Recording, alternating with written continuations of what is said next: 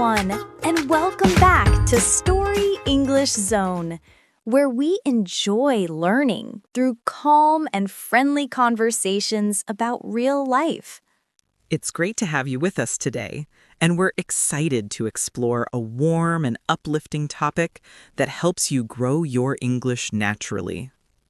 Today, we're focusing on talking about happy moments because sharing positive experiences is a simple way to practice useful everyday sentences. Before we get started, remember to subscribe so you never miss our new episodes filled with easy English learning. Let's begin by thinking about what a happy moment really is, since it can be something very small, like a quiet morning walk, or something bigger, like a family celebration. Many learners feel shy when speaking about personal memories, but starting with short descriptions makes it easier and helps build confidence.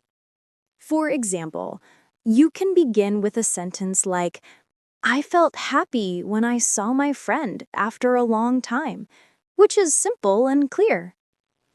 You can also describe a place that made you smile, using a sentence like, "The bright park made me feel relaxed," which gives listeners a picture in their mind. When we talk about happy moments, we usually use past tense. So noticing small verbs like felt, saw, or made helps you speak more smoothly.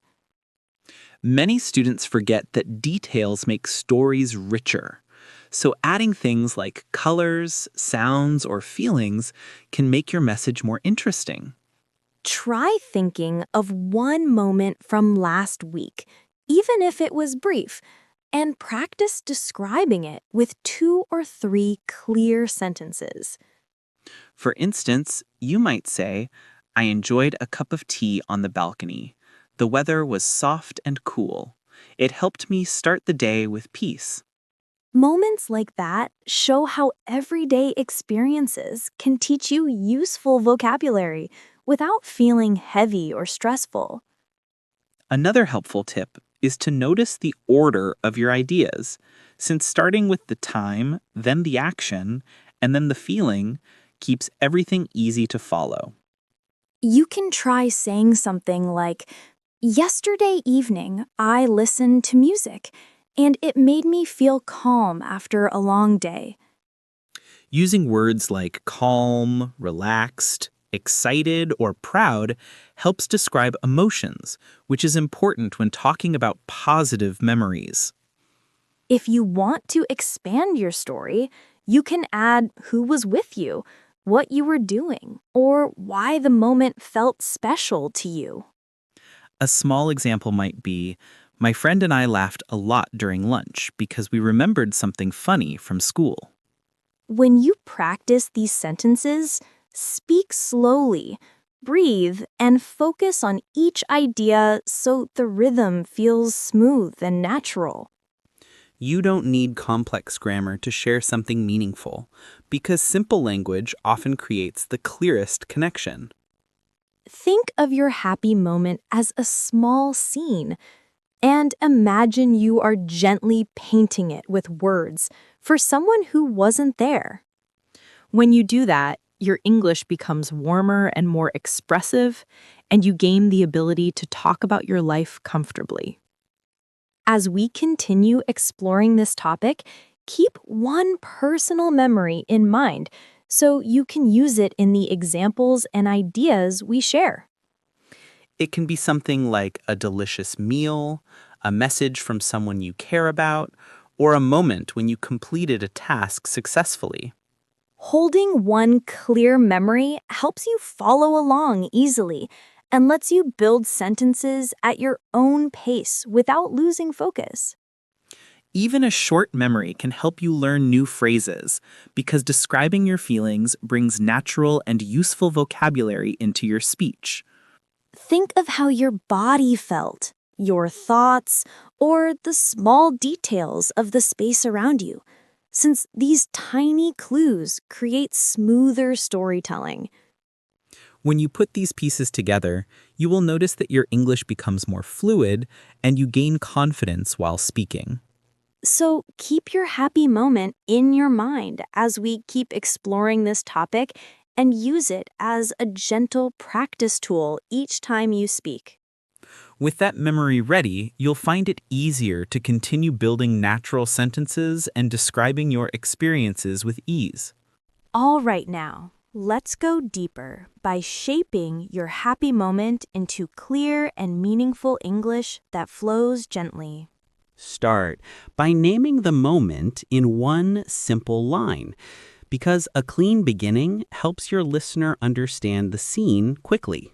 You can try something like, I felt happy last Friday when I met my cousin at a small cafe near my home. That line works well because it tells the time, the person, and the place in a balanced and friendly way. Many learners stop after one sentence, but adding a little detail can make the moment sound natural and relatable. For example, you might add, the cafe was quiet and a warm smell of fresh bread made the place feel welcoming. Notice how the sentence shares a calm feeling without using difficult words or heavy descriptions. When describing emotions, choose words that match your moment, such as peaceful, excited, grateful, or comfortable. These words help your listener feel closer to the experience and understand the atmosphere you are creating. A helpful exercise is to answer 3 small questions. What happened? Who was there? Why did it make you happy? If you answer them slowly, your sentences will naturally grow into a smooth and clear mini-story. Let's try another example. I smiled all morning because my sister surprised me with a kind message before work. You can expand that by adding, her message reminded me that someone cared about my day, and it lifted my mood gently. Sharing reasons like that helps improve your emotional vocabulary while keeping your English comfortable and warm. It also builds confidence because you learn to express feelings step by step instead of rushing too quickly. Another trick is to think about small sensory details, such as light, sound, or temperature. For instance, you might say, soft sunlight came through the window, and it made the moment feel even brighter. These little touches make your sentences smoother and show your ability to describe everyday life. Try connecting your sentences with easy linking words like because, and, then, or after that. They keep your story flowing without sounding too formal or too complex for natural conversation. You could try something like, I walked in the park because the air felt clean and the calm path helped clear my mind. Adding a small reflection at the end strengthens your message and shows understanding of your emotions. A reflection might be, it reminded me to slow down and enjoy simple things that bring gentle happiness. If you want to practice more, choose a moment from your childhood or school days and describe it with 3 linked ideas. Childhood memories often contain strong emotions, making them great tools for building speaking skills. For example, I felt proud when I finished my first drawing in school, and my teacher smiled at me warmly. You can continue with, her smile made me feel confident, and it encouraged me to keep practicing art. In conversations, people enjoy stories that feel honest and real, not perfect or complicated. That means you can speak slowly, use simple structures, and still express something meaningful. If telling a story feels difficult, try using short practice prompts, like, a moment I enjoyed was, or I felt happy when. These prompts give your mind a starting point, making your English flow more smoothly. Another way to practice is to imagine you are talking to a friendly listener who listens without judgment. When you picture a calm listener, your sentences become more relaxed and your confidence grows. You can also record yourself and listen again, noticing where your sentence rhythm feels natural or needs more clarity. Focus on keeping your tone gentle, your ideas clear, and your pacing steady as you speak. The goal is not perfect grammar, but comfortable communication that expresses your feelings genuinely. You might even try describing a moment from this week, like, I felt cheerful when I cooked my favorite meal.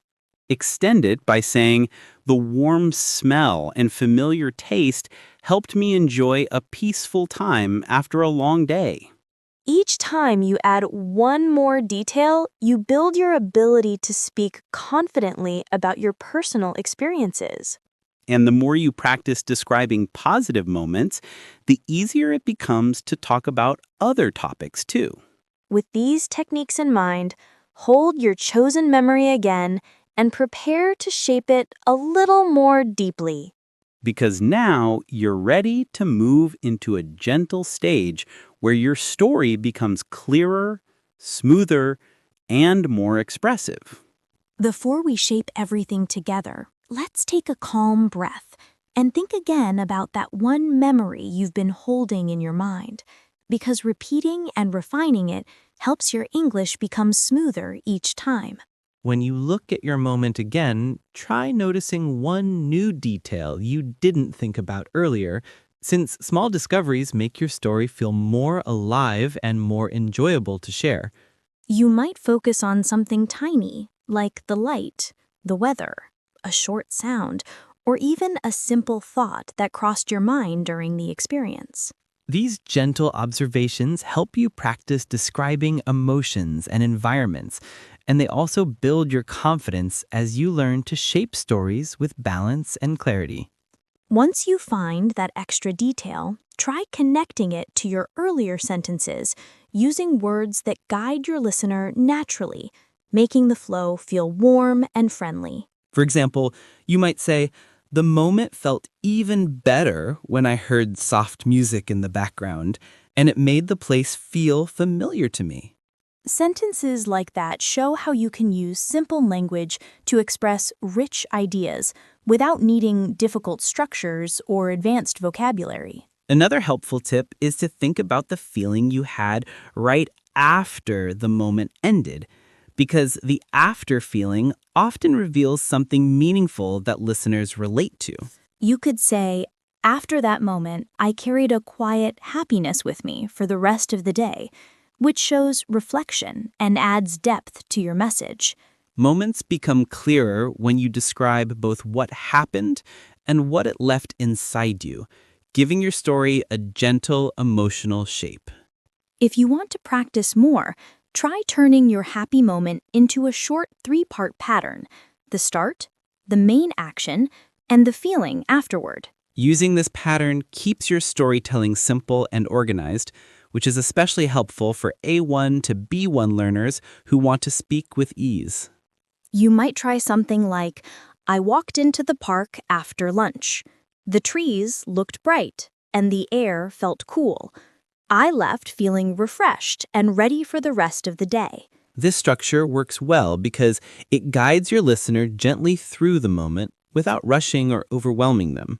Another technique is to include one small comparison, such as, it felt brighter than usual today, or the place looked calmer than last week, to show change in a simple way. Comparisons like these help your English sound natural, and they also give your story a pleasant rhythm. You can also build confidence by practicing the same memory using slightly different words, because repeating with variation strengthens fluency. One version might focus on what you did, while another describes what you felt, and another highlights small details around you.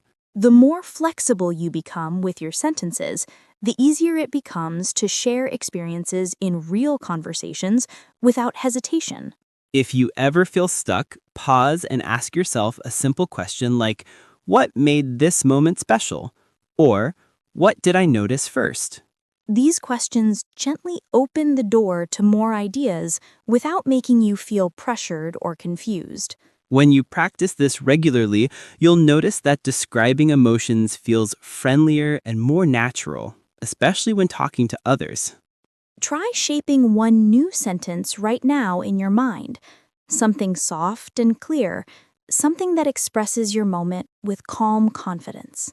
You can start with, I remember feeling happy when, and let the rest come gently, trusting your growing sense of expression. As you continue practicing, always focus on clear rhythm, simple vocabulary, and warm descriptions that feel true to your experience. With time, these habits make storytelling easier and they help you talk about future topics with the same smooth confidence. And don't forget that happy moments don't have to be big.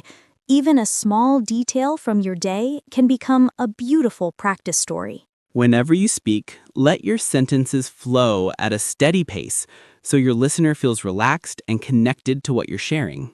If you'd like to improve even more, try writing your moment in a notebook, then reading it aloud with calm and steady timing. Speaking slowly helps your pronunciation, and it allows you to notice natural patterns in your English. These steps will help your stories grow clearer and more expressive, giving you a comfortable way to talk about your emotions. And as your confidence gently builds, you'll find it easier to speak in real conversations without feeling unsure or rushed. So keep telling your happy moments, keep practicing small details, and enjoy watching your English grow with each step. We truly enjoy sharing these gentle lessons with you, and we hope your learning journey continues with calm confidence. If you found this episode helpful, remember to comment and subscribe so more learners can join our friendly community. Your support helps us create more warm and simple lessons for you, and we're glad you're part of this growing space. Keep practicing, keep noticing small joys, and let your English flow with ease as you share your bright moments.